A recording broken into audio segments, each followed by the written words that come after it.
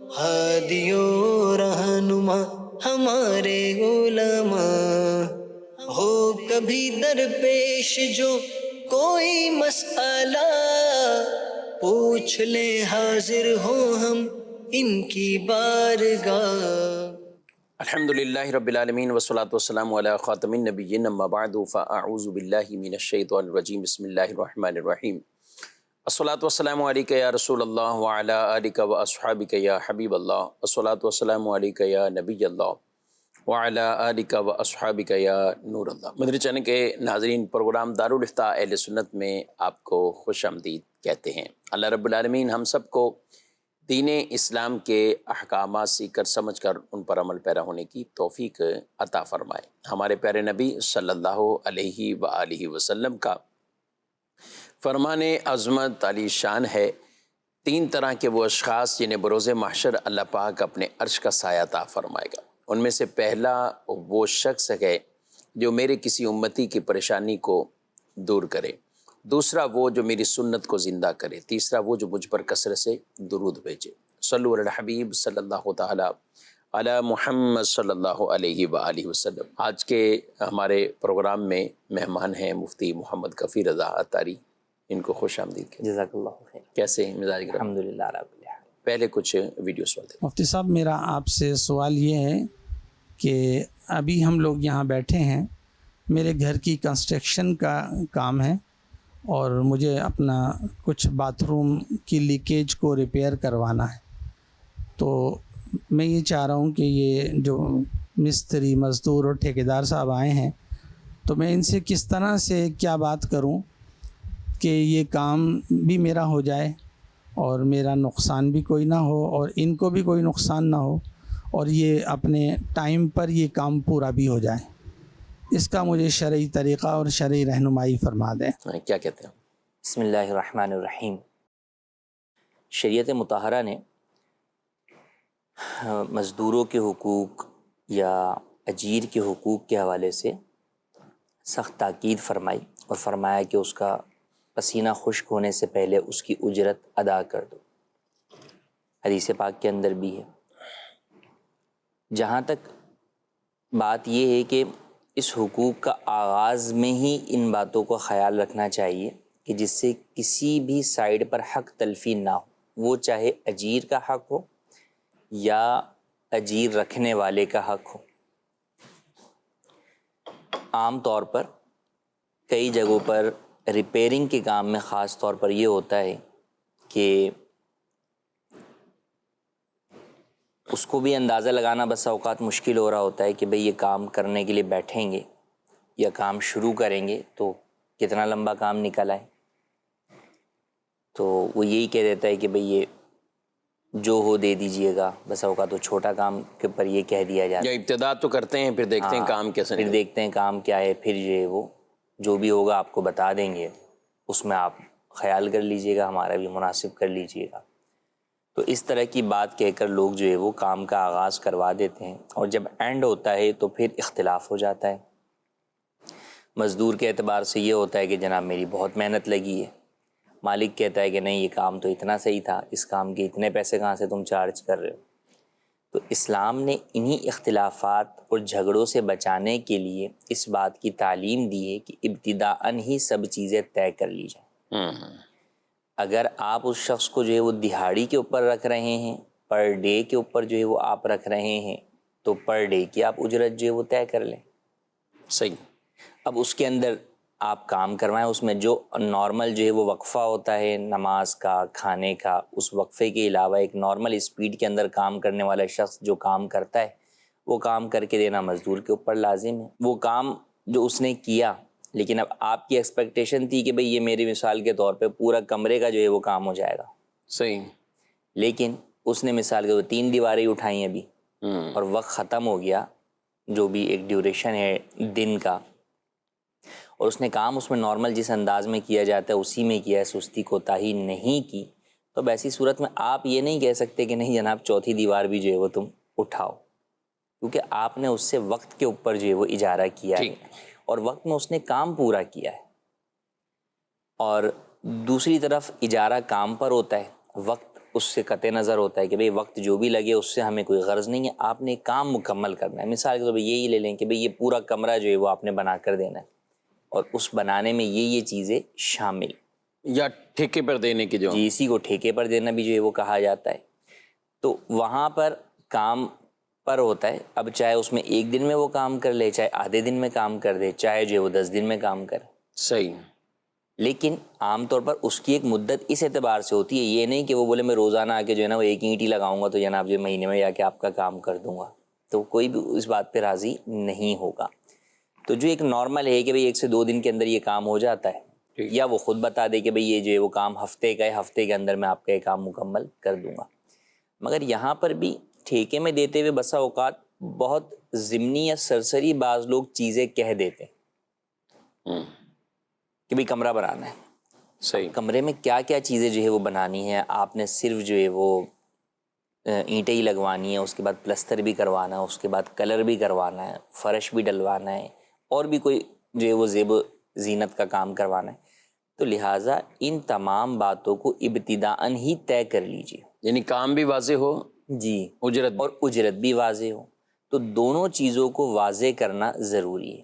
اچھا, اب اجرت طے کرتے ہوئے بھی یہ ہوتا ہے کہ مزدور نے یہ کہا کہ بھائی مثال کے طور پر میں اس کے آپ سے جو ہے وہ 50,000 روپے لوں گا. تو اب سامنے سے مالک یہ کہہ دیتا ہے کہ بھائی چلو تم کام تو شروع کرو, دیکھیں گے بعد میں. اب وہ بعد میں اس کو 40 یا 45,000 پکڑاتا ہے. وہ کہتا ہے میں نے آپ سے 50 کی بات کی تھی. وہ کہتا ہے میں نے کہا تھا دیکھیں گے, جو مناسب ہوگا کر دیں گے. تو اس طرح کی کسی بھی بات کے اوپر اپنی اجرت کو لٹکایا نہ جائے, بلکہ آپ فکس کر لیں اس بات کو کہ بھئی یہی فکس ہے, یہ کام ہے. اور میں اس کے اوپر مشورہ دوں گا کہ بہتر یہ ہے کہ آپ ان چیزوں کو لکھ لیجئے کہ بھئی یہ چیزیں ہیں اور اس کے بدلے میں یہ اجرت جو ہے وہ آپ کو دی جائے گی. بہترین. تو اس میں بعد میں کیا ہوگا, جھگڑے کی کوئی صورت نہیں بنے گی. صحیح. ورنہ حافظے ہم سب کے جو ہے وہ ایسے ہی ہیں, تو کئی دفعہ وہ سامنے والا انکار کر بیٹھتا ہے کہ نہیں یہ والی تو بات ہی نہیں ہوئی تھی, بات ہی نہیں ہوئی. تو پھر ایک نیا جھگڑا جو ہے وہ شروع ہو جاتا ہے. تو لہٰذا ان تمام چیزوں میں ان باتوں کا خیال رکھنا ضروری ہے. اب اس میں ایک جو بنیادی چیز جس کی طرف لوگوں کا ذہن ہوتا ہے, جبکہ جو ہم بات کر رہے ہیں اس چیز کی طرف لوگ مزدور یا اجیر کے حقوق پر نہیں سوچ رہے ہوتے کہ بھئی آپ کام کو واضح کریں اور اجرت کو طے کریں. ٹھیک. اب اجرت طے کرنے میں آپ نے کم پہ اجرت طے کر لی یا زیادہ پہ کر لی, جو طے ہو گئی ہے بہرحال وہ دینا اور سامنے والے کے لیے وہی لینا لازم ہو گیا. ہاں, اب کسی شخص نے بارگیننگ کرتے ہوئے سامنے والے مزدور کی جو ہے وہ حاجت یا مجبوری کا فائدہ اٹھاتے ہوئے مارکیٹ کے اندر مثال کے طور پہ دیہاڑی 4,000 روپے چل رہی ہے, اس نے اس کو 2,000 روپے کے اوپر ہی وہ کام جو ہے وہ پکڑا دیا. تو ایسا لوگوں کو بھی نہیں کرنا چاہیے کہ سامنے جو شخص موجود ہے اس کے کام کی اسپیڈ, کاریگری, ان سب چیزوں کو دیکھتے ہوئے مارکیٹ میں جو عرف چل رہا ہے اس کے مطابق آپ اس کو جو ہے وہ اجرت آفر کریں. ٹھیک. اور اس کے برعکس بھی ہوتا ہے کہ بسا اوقات جو مالک ہوتا ہے وہ مجبور ہوتا ہے کام کروانے پر, تو مزدور جو ہے وہ منہ پھاڑ کر جو ہے وہ زیادہ جو ہے وہ مانگتا ہے. تو یوں حقوق دونوں کے بہرحال اپنی جگہ پر موجود ہیں, تو ان باتوں کو خیال رکھنا چاہیے. اور اس میں بارگیننگ میں جھوٹ اور دھوکہ دہی سے بچنا چاہیے. جھوٹ لوگ بہت بولتے ہیں, فلاں مزدور تو یہ چیز, فلاں تو یہ شخص اتنے میں کام کر رہا ہے, تم اتنے کیوں بول رہے ہو, میں اس کو جو ہے وہ بلا لوں گا. حالانکہ انہوں نے پہلی مرتبہ اسی سے ہی بات کر رہے ہوتے ہیں اس کے اوپر. صحیح. اسی طرح مزدور بھی جو ہے وہ جھوٹ بول کر اپنی روزی کے اندر گویا کہ جو ہے وہ کراہت اور مکروہ چیزوں کو شامل کر رہا ہوتا ہے کہ نہیں جناب وہ شخص تو مجھے اس بات کے اتنے پیسے جو ہے وہ دے رہے ہیں. تو لہٰذا جھوٹ اور دھوکہ دہی سے بچتے ہوئے جو آپ کی اجرت ہے وہ آپ بتا دیں. اگر مثال کے طور پہ آپ کی اجرت زیادہ ہے, آپ کے کام کی کاریگری اچھی ہے, آپ جو چاہتے ہیں کہ بھئی ٹھیک ہے مارکیٹ میں ریٹ بھلے اس چیز کا 4,000 چل رہا ہے لیکن میرا ریٹ 5,000 ہے, تو آپ واضح بتا دیں کہ بھئی ٹھیک ہے مارکیٹ میں اگرچہ 4 چل رہا ہے لیکن میں جو ہے وہ 5 لوں گا اور میں یہ کام اس طریقے سے جو ہے وہ کرتا ہوں. ٹھیک. اب سامنے والا اس کے اوپر راضی ہے تو ٹھیک ہے, وہ آپ کو جو ہے وہ اس بات پہ رکھ لے گا. یہ تو ہے ایک بنیادی چیز کہ جس کے اندر گناہ سے جو ہے وہ بچنا ہر دو طرفہ لازم. یہ مزدور کے لیے بھی ہے کہ اگر آپ نے اجرت طے نہیں کی اور کام شروع کر دیا, اب آپ بولیں جناب میں نے تو اپنا پسینہ جو ہے وہ بہا دیا, تو آپ گناہگار ہو رہے ہیں اس کے اندر بھی. اور آپ کی آمدنی کے اندر بھی جو ہے وہ کراہت اور خباثت جو ہے وہ آ جائے گی، جس سے آپ کے لیے بچنا جو ہے وہ ضروری ہے۔ تو یہ دو بنیادی چیزیں ہیں، باقی اس کے علاوہ اور پھر بہت سارے حقوق ہوتے ہیں کہ اب جیسے آپ کے گھر پہ کوئی کام کرنے کے لیے آیا ہوا ہے تو آپ کا اسے جو چیزیں پرووائڈ کرنا ہے وہ وقت پر پرووائڈ کر دیں تاکہ کام بر وقت جو ہے وہ شروع ہو سکے۔ اسی طریقے سے اس دوران پانی کا خیال کرنا، پنکھا کسی جگہ پر لگا کر دینا ہے تو گرمی کے اندر آپ کا پنکھا لگا کر دے دینا، یا اور متعلقہ جو چیزیں ہیں۔ یہ بھی پہلے سے ہی کچھ ایسی چیزیں ہوتی ہیں کہ جو بعد میں بھی جھگڑے کا شاید باعث بن جاتی ہیں۔ بعد کہتے ہیں ہم نے تو کھانا نہیں آپ کو الاؤ کیا ہوا نا، ہم نے کھانا، وہ کہتے ہیں ہم نہیں کھانا تو آپ کیا ہی کھائیں گے۔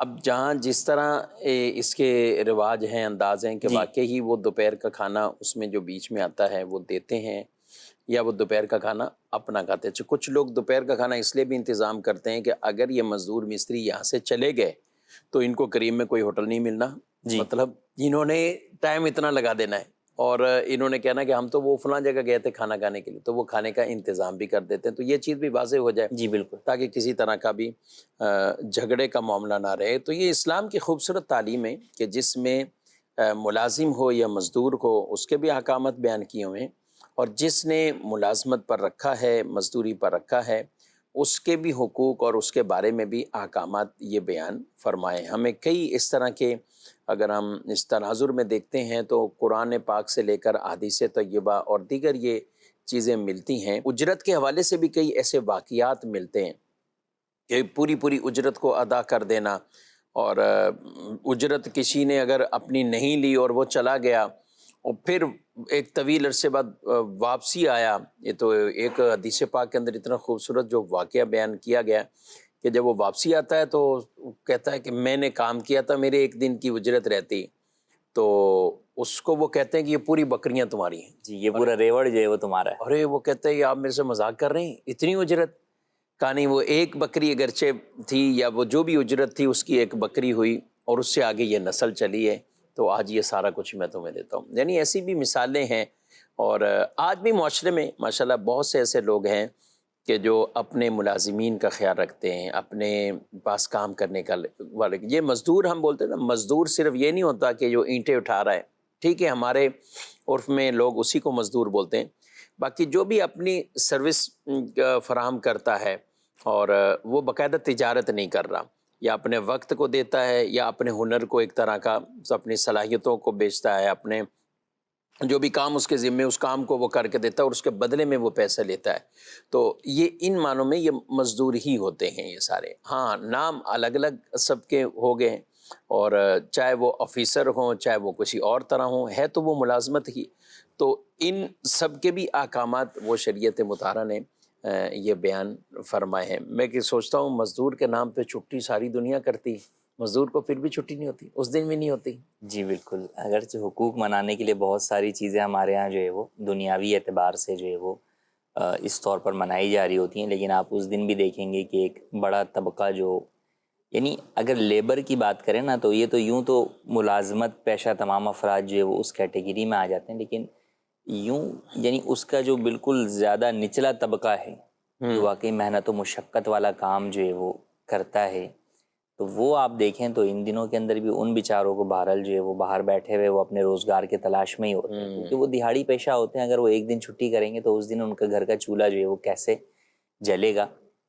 تو یہاں پر بالکل ہمیں بھی اپنے ماتحت متعلقین جو بھی ایسے افراد ہیں ان کا خیال بھی جو ہے وہ رکھنا چاہیے، اور بالکل ان کو جو چھٹیاں عام طور پہ مارکیٹس وغیرہ کے اندر تو جو ہے وہ سب جگہ پر ہوتی ہیں، لیکن وہی جو دہاڑی پیشہ افراد اس طرح کے ہوتے ہیں وہ بہرحال جو ہے وہ ان کا چھٹی سے کوئی تعلق نہیں ہوتا، کیونکہ انہیں پتہ ہے کہ چھٹی کرنے سے ان کا کوئی فائدہ نہیں ہونا، الٹا نقصان ہی جو ہے وہ ہونا۔ یعنی ان کو فری میں چھٹی نہیں ملنی، جی یعنی بقیہ تو آفس یا دیگر سب چیزوں میں تو ان کو پیسے مل کر آپ کو چھٹی ملے تو چلیں وہ چھٹی بھی بیچارے جو ہے وہ کریں، لیکن در حقیقت ان کی چھٹی ان کے پیسوں کا ہی نقصان ہو رہا ہوتا ہے تو وہ چھٹی نہیں کر رہے ہوتے اور کام نہیں کر رہے ہوتے۔ اچھا ٹھیکیدار بھی، یا ان کے اندر تو کوئی چھٹیوں کا رواج ہی نہیں ہے، مطلب ان کی چھٹی ہے تو وہ پیسے کٹنگ کے ساتھ ہے، تو وہ عام تنخواہ میں یا اس طرح نہیں ہے، اور کئی تو ان کو چھٹی پہ بھی مزہ نہیں آتا، وہ کہتے ہیں کہ بھئی کام ہی ہونا چاہیے، چلے اسی بہانے کچھ نہ کچھ ہمیں یہ حاصل ہو جائے۔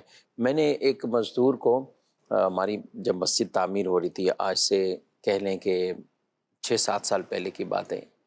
تو اب رمضان شریف، اور آج سے جو 7-8 سال پیچھے چلے جائیں تو رمضان شریف گرمیوں میں تھے. جی ٹھیک ٹھاک جسے کہیں کہ اس موسم میں رمضان شریف ہیں کہ مئی کے اندر ہوں، اور یا اس سے پیچھے پھر جون کی طرف آپ چلے جائیں.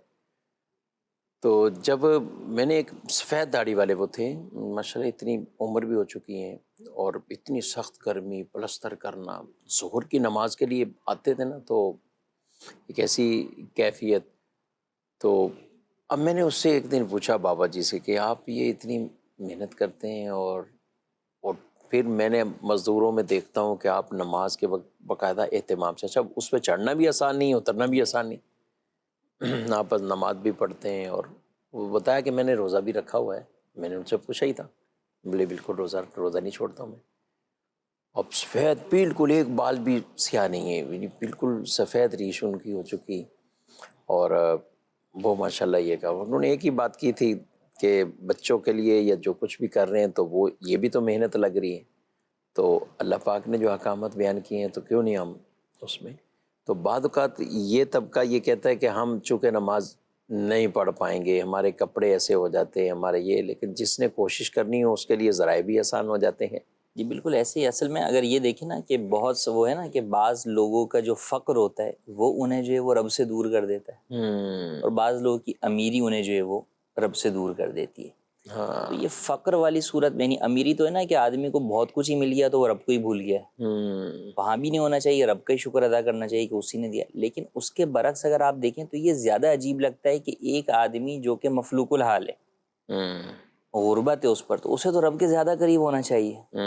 لیکن ایک طبقہ ہے اس طرح کا غریبوں کے اندر بھی کہ وہ زیادہ غربت کے باوجود رب سے دور ہے، وہ مطلب اس طرف آنے کے لیے احکامات تیار نہیں. الہی سے جو ہے وہ دور ہے. اچھا اگر انہیں کوئی پیسہ ملتا بھی ہے تو وہ بھی رب کی فرما برداری والے کاموں میں نہیں بلکہ نافرمانی والے کاموں میں گزرتا ہے. یعنی ایک طرف تو وہ رونا ہی رو رہے ہوتے ہیں کہ جناب جو ہے وہ ہمارے پاس کچھ ہے نہیں، ہمیں یہ مصیبتیں ہیں، یہ مشکلات ہیں، لیکن دوسری طرف وہ نمازوں سے غافل ہوتے ہیں، دوسری طرف جو ہے وہ اللہ تبارک و تعالیٰ کی عبادات سے غافل ہوتے ہیں، مساجد کے اندر بھی نہیں جاتے، جمعہ بھی جو ہے وہ نہیں پڑھتے. اور ایک بہت ایسا بڑا طبقہ ہے. متوسط طبقہ بھی کہ جن میں اگر ان کے پاس پیسہ جمع ہو گیا، بیسیاں ڈال دیں، کچھ بھی ڈال دیا، انہی کو کوئی خوشی ہو یا شادی ہو تو وہ بالکل ہی سب کچھ حدود قیودات ختم جو ہوئے. ہے وہ بھول ہم کر بات کو دیکھتے ہیں پیسے کو نافرمانی میں لگا بہت بڑے امیر آدمی بھی ہوتے ہیں، ان کی دعوتیں یا ان کے ولیمے یا کچھ بھی، تو وہ اس میں خرافات کی طرف نہیں جاتے جی. کہ یار ٹھیک ہے جو کچھ بھی ہے حالانکہ کرنا چاہیں تو وہ پتہ نہیں کیا کوئی. لیکن متوسط طبقہ یا نارمل طبقہ یہ اس کوشش میں ہی رہتے ہیں کہ ہم نے یہ سب کچھ دکھانا ہے اور یہ اس کر کو کے رہنا. تھوڑا سا اگر دیکھیں نا، میں کراچی کی اگر بات کروں، کراچی کے اندر جو پوش ایریاز ہیں، آپ کہیں کہ جہاں کے لوگ جو ہے وہ مالی اعتبار سے جو ہے وہ بڑے اچھے ہیں، وہاں پر شاید فجر میں پھر بھی تعداد بنسبت جو ہے وہ ان علاقوں کے زیادہ ہوگی کہ جو بالکل غربت والے علاقے. بالکل ایسا ہے. اچھا ان علاقوں میں، پوش علاقوں کے اندر بھی جو نمازی نہیں ہے نا وہ جوان طبقہ نہیں ہے، ورنہ جو بوڑھے سیٹھ وغیرہ ہیں وہ سارے بھلے ان کے پاس کتنا ہی پیسہ ہے اور کتنی جو ہے وہ عیش و نماز عشرت سے وہ لیکن نماز سے غافل نہیں ہے. لیکن اس کے برعکس اگر آپ دیکھیں تو غریب علاقوں کے اندر جو ہے وہ فجر کے اندر ایک صف تو بہت بڑی بات ہے کہ پوری بھی ہو. اور ابھی ایسی جو گرمیاں ہیں اور نمازیں 5:30 5:20 25 اس پہ آ جائیں گی تو یہ 2-3 اچھا مہینے انہیں کچھ کرنا نہیں ہے، انہوں نے رات بھی جو ہے وہ فضولیات میں گزارنی ہے اور دن بھی فضولیات میں ہی گزارنا ہے، لیکن جو ہے وہ اللہ پاک کی بارگاہ میں حاضر نہیں ہونا. تو ہم جہاں حقوق کی بات کر رہے ہیں مزدور کی، تو وہاں مزدور کو اور ہر انسان کو یہ سوچنا چاہیے کہ مجھ پر کچھ حقوق میرے رب کے بھی، ماشاءاللہ. تو ہمیں ان حقوق کو بھی جو ہے وہ ادا کرنا ہے. انشاءاللہ ان حقوق کو ادا کریں گے تو اللہ تبارک و تعالیٰ کی رحمت سے ہمارے پاس بھی جو ہے وہ مال و دولت بھی آئے گا، اور اگر نہ بھی آئے زیادہ تو بہرحال کم میں ہی اللہ تبارک و تعالیٰ برکت عطا فرمائے. ماشاءاللہ. چلیں سوالات کچھ SMS بھی شامل کرتے ہیں. ناپاکی کی حالت میں مسواک کر سکتے ہیں؟ یہ سوال. یہ ناپاکی کی حالت میں بھی مسواک کر سکتے ہیں، اس میں کوئی حرج نہیں ہے. ٹھیک ہے. مزید کال. مفتی صاحب سے میرا سوال یہ ہے، حج پر جانے کے لیے داڑھی شریف رکھنا ضروری ہے یا بغیر داڑھی سے بھی حج ہو جائے گا؟ اس کے بارے میں شرعی رہنمائی فرما دیجئے.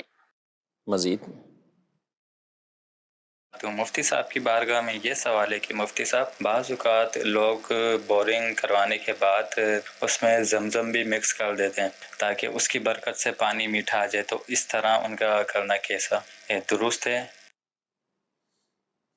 جی، حج کی شرائط میں سے داڑھی بھی ہے، یہ کیا کرنا ہے؟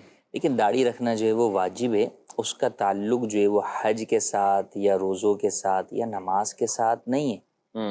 داڑھی ایک الگ سے واجب چیز ہے جس کو رکھنا ہر حال کے اندر جو ہے وہ ضروری ہے، چاہے حج پہ جا رہا ہو یا نہیں جا رہا ہو۔ ہاں، ایک یہ ہوتا ہے کہ آدمی جب حج پر جا رہا ہوتا ہے تو بہت سارے گناہوں سے توبہ کر رہا ہوتا ہے، تو اس کے ساتھ ہی اس گناہ سے بھی جو ہے وہ توبہ کر لے اور نیت کر لے کہ اب داڑھی آئے گی تو میں نہیں کٹواؤں گا اور اسے جو ہے وہ بڑھنے دوں گا۔ لیکن خدا نہ خواستہ اگر کوئی شخص جو ہے وہ یہ نیت نہیں کر پاتا، شیطان کے وسوسوں میں بہکاوے میں آ کر، اور وہ داڑھی کٹوانے پر ہی مصر رہتا ہے، تو بھی بہرحال حج فرض ہو گیا تو حج چھوڑنے کی اجازت نہیں ہے، حج بہرحال کرنا ہی ہوگا۔ داڑھی جو ہے وہ حج کے لیے کوئی واجب یا شرط نہیں ہے، داڑھی کے بغیر بھی حج ہو جائے گا۔ اچھا، بورنگ کروانے کے بعد اس میں آب زمزم ڈالنا؟ جی، بطور برکت جو ہے وہ ڈالنے کے اندر جو ہے وہ حرج نہیں ہے کہ آپ نے تھوڑا سا جو ہے وہ ڈال دیا، کیونکہ وہ بہرحال جو ہے وہ استعمال میں ہی آ جانا اس پانی کو، بقیہ پانی کے اندر جو ہے وہ مکس ہو کر۔ لیکن جو ہے وہ ایک یہ ہوتا ہے کہ اس وقت جب بورنگ میں پانی جو ہے وہ ڈالا جاتا ہے تو اس کی صفائی وغیرہ جو ہے وہ کی جاتی ہے، اس سے پہلے نہ ڈالیں، کیونکہ اس سے پہلے جو سارا پانی ہوتا ہے وہ سارا تو بہا کر جو ہے وہ پانی بورنگ صاف کرنے کے لیے بہا دیا جاتا ہے باہر، تو وہ تو پانی سارا جو ہے وہ ضائع ہو رہا ہوتا ہے، تو اس سے جو ہے وہ بچنا چاہیے، باقی اس کے بعد ڈالنے کے اندر کوئی حرج نہیں۔ ماشاءاللہ۔ ناظرین کرام، دینی شرعی مسائل وہ چاہے ملازمت کے ہوں یا مزدور کے اعتبار سے ہوں یا عام کاروبار بزنس کرنے والا فرد، ہمارے معاشرے میں مختلف کمپنیز اور مختلف طرح کی تجارتیں، شراکت داریاں یہ لوگ عام طور پر کر کے اپنے بزنس کو آگے بڑھا رہے ہوتے ہیں، مگر اس میں ایک چیز یہ بطور خاص ہمیں ملحوظ رکھنی ہے کہ ہماری جو بھی پارٹنرشپ کو یا کسی بھی کمپنی سے ہم کوئی معاہدہ کرنے جا رہے ہیں یا کچھ اور بھی اصول و ضوابط، چاہے وہ ملازمت کے اعتبار سے ہوں، ہونے وہ دینی اور شرعی اعتبار سے درست چاہیے، اس میں کوئی بھی غیر شرعی امور اس میں نہیں ہونے چاہیے۔ الحمدللہ دعوت اسلامی کا یہ اس میں ایک اہم ترین کردار ہے کہ جہاں دارالفتہ اہل سنت اپنی خدمات یہ فراہم کر رہا ہے، وہیں مرکز الاقتصاد الاسلامی یہ، اور اس کی ایک نئی برانچ جو باقاعدہ جس کا لاہور میں آغاز ہو چکا ہے، اور اس میں آپ باقاعدہ جا کر وزٹ بھی کر سکتے ہیں اور پہلے سے آپ اپنا ٹائم بھی لے سکتے ہیں، میٹنگ بھی کر سکتے ہیں۔ اس سلسلے میں ہمارے مفتی محمد ساجد صاحب کی ایک ویڈیو یہ بھی ملاحظہ فرمائیں۔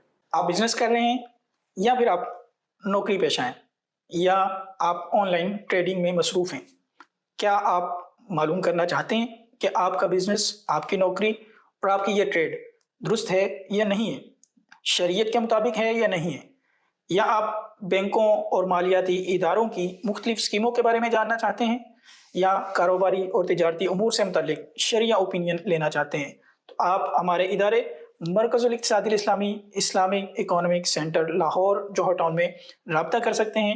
آپ کو یہ فیسلٹیز بآسانی میسر آ سکتی ہیں۔ آپ بالمشافہ یہاں پر آ کر مرکز الاقتصاد الاسلامی میں علماء سے میٹنگ کر سکتے ہیں، اور اگر آپ لاہور سے باہر رہتے ہیں یا بالفرض آپ پاکستان سے بھی باہر رہتے ہیں تو آپ ہمارے ساتھ اپنی میٹنگ آن لائن بھی شیڈول کر سکتے ہیں۔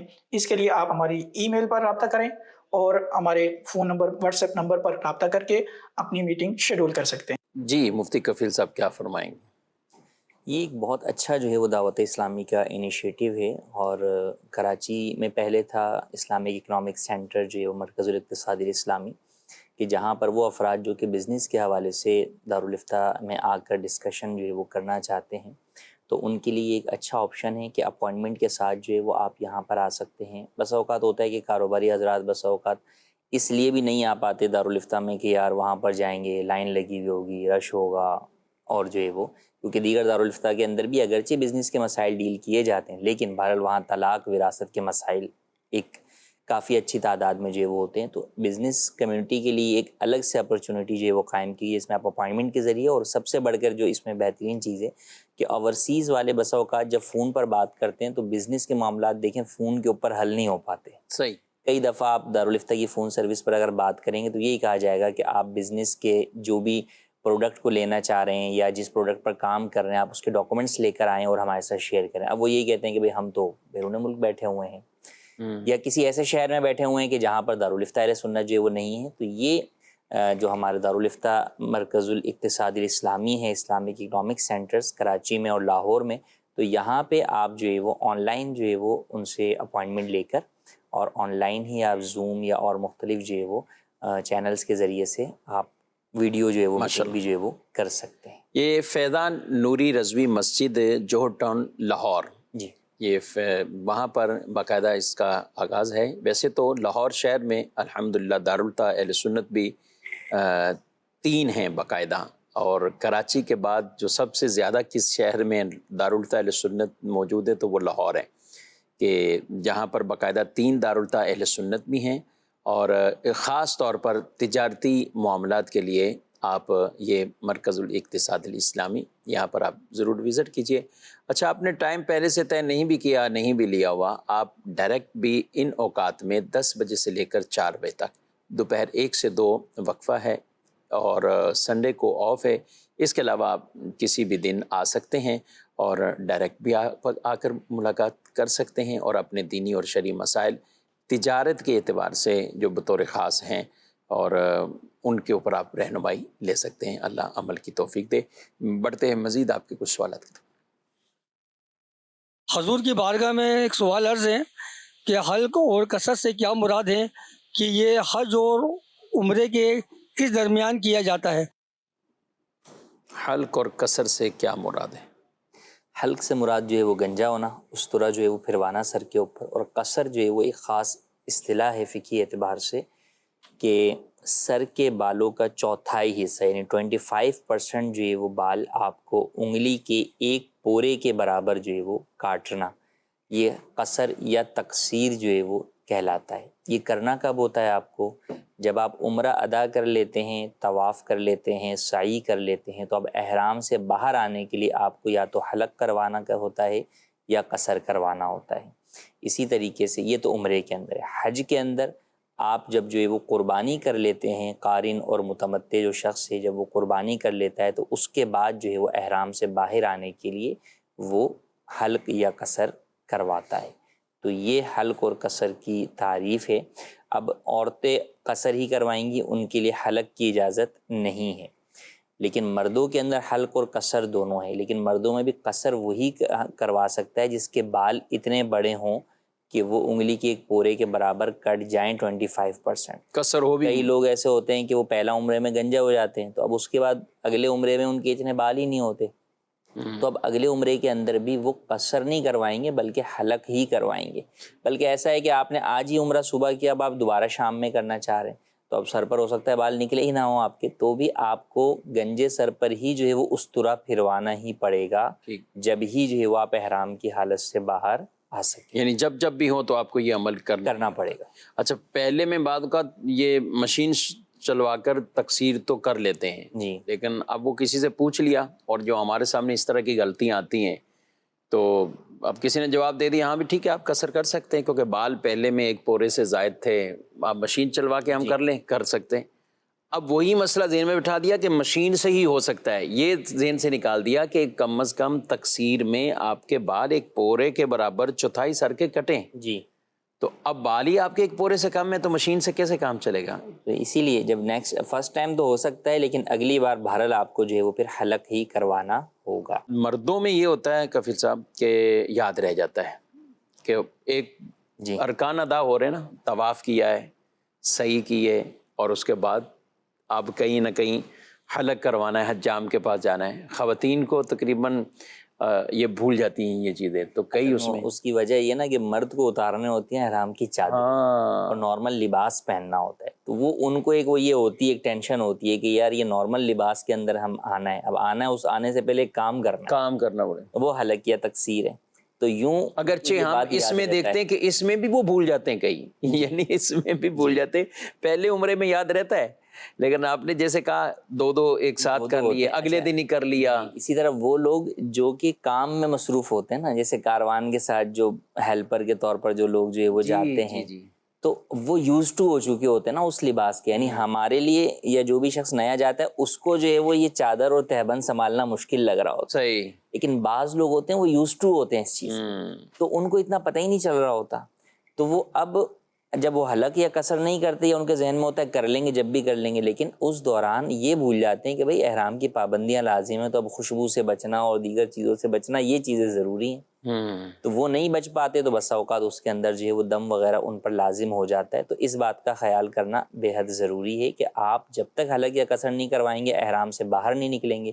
باہر نہیں نکلیں گے تو بہرحال جو ہے وہ آپ پر احرام کی پابندیاں لازم ہیں. خواتین کو چونکہ لباس تو تبدیل ہی نہیں کرنا ہوتا, وہ تو ویسے ہی سلا ہوا لباس جو ہے وہ پہنی ہوئی ہوتی ہیں, ان کو زیادہ زیادہ چہرہ چھپانا ہوتا ہے. اچھا وہ بھی جو چہرہ چھپانے کی عادی اسلامی بہن ہوگی, عورت ہوگی, تو اس کو تو یہ ہوگا کہ بھائی جلد از جلد میں یہ کام کر لوں تاکہ میں اپنا چہرہ چھپا لوں. بعض خواتین وہ ہیں کہ جو چہرہ چھپانے کی عادی نہیں ہوتی, تو وہ ان کے لیے نارمل ہی ہوتا ہے کہ بھائی ٹھیک ہے جیسے عام حالت کے اندر گھوم رہے ہوتے ہیں ویسے اس حال کے اندر بھی جو ہے وہ گھوم رہے ہیں. تو وہ بسا اوقات وہ زیادہ بھول جاتی ہیں. وہ زیادہ بھول جاتی ہیں اس بات کو. خاص طور پہ بڑی عمر کی خواتین ہوتی ہیں جو ویسے ہی جو ہے وہ چہرے کا پردہ نہیں کر رہی ہوتی ہیں, تو وہ ان ایام میں اور زیادہ ان چیز کی طرف ان کی توجہ ہی نہیں آتی, وہ اپنے آپ کو نارمل دنوں کی طرح ہی تصور کر رہی ہوتی ہیں. وہ بال اگر ان کے ایک جو چوتھائی میں پورے کے برابر کٹنے وہ نہ کٹیں تو وہ احرام کی پابندیوں میں جو ہے وہ نہ خوشبو اور دیگر تمام تر چیزیں, تمام پابندیاں جو ہیں وہ ان کے اوپر جو ہے وہ اسی طرح جو ہے وہ لازم رہیں گی.